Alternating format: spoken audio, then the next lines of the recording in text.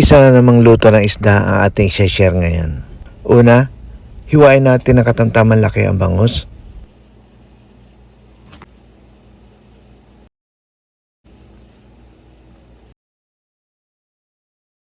At pagkatapos nating hiwain ang bangus, ilagay sa strainer at hugasan.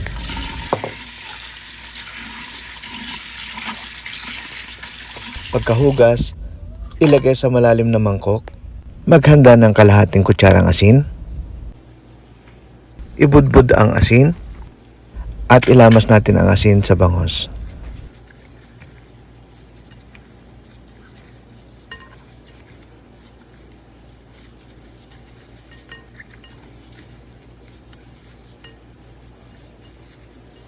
At pagkatapos nating lamasan ng asin ang bangus, ihanda naman natin ang 2 pirasong tahore. Ilagay sa malalim na mangkok at durugin ng kamay o tinidor.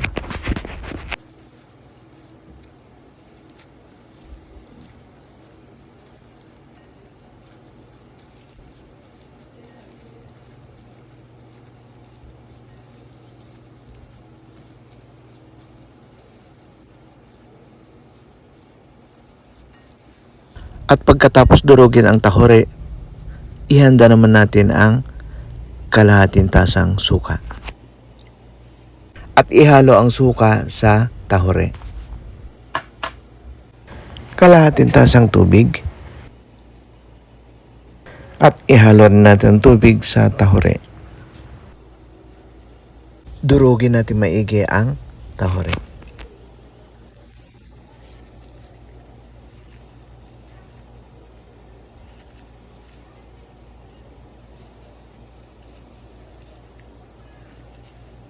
Ihanda naman natin ang ibang mga sangkap. Hiwang panggisa naman ang gawin natin sa 2 pirasong kamatis. Pitpitin naman natin ang 6 na ngipin ng bawang.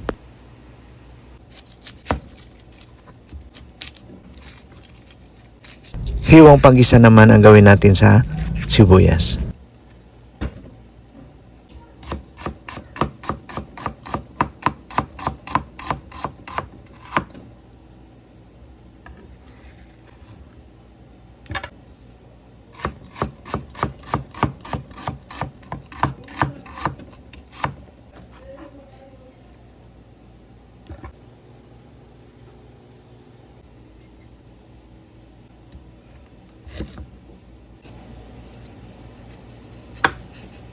Hiwain naman natin ang luya ng palito style.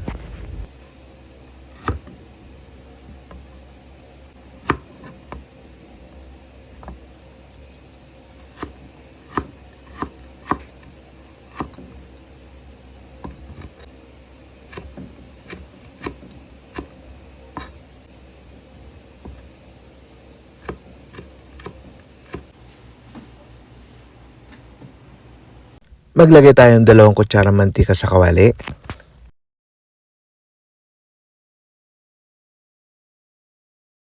Antayin uminit ang mantika bago natin ihulog ang bangus.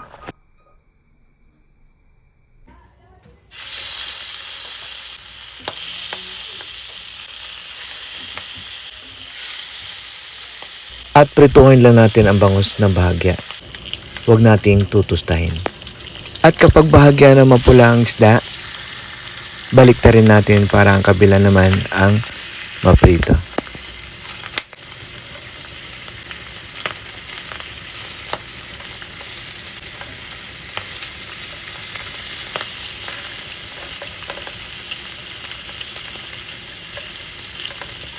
At kapag naprito na natin ang bangus, alisin na sa kawali at isa-isang tabi.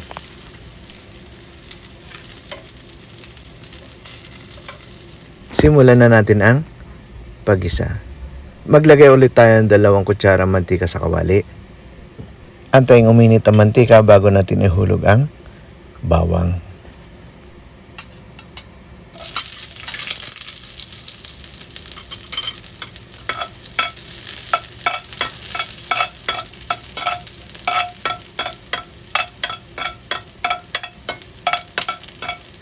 At kapag bahagya ng pumula ang bawang, ihulog na natin kagad ang sibuyas at luya. Halo-haluin.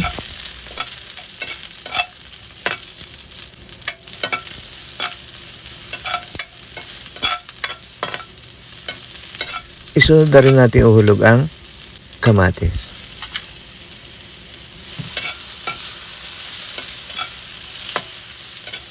Halo-haluin hanggang sumalanta ang sibuyas at kamatis.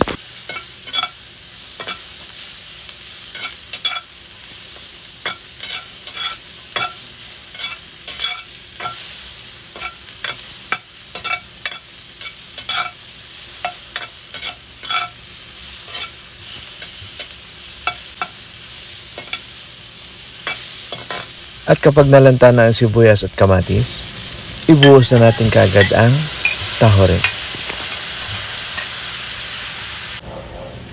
Takpan.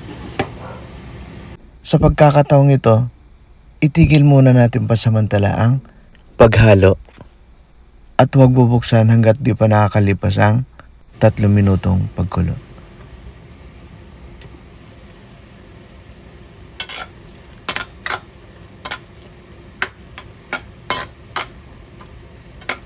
At pagkalipas ng 3 minutong pagkulo, ihulog na natin kagad ang bangos.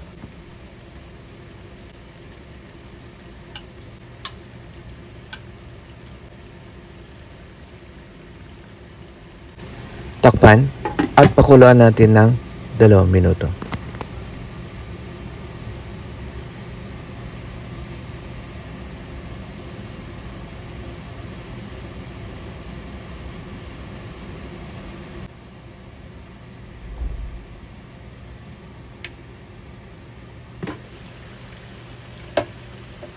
At pagkalipas ng 2 minuto, balik ta rin naman natin ang mga isda.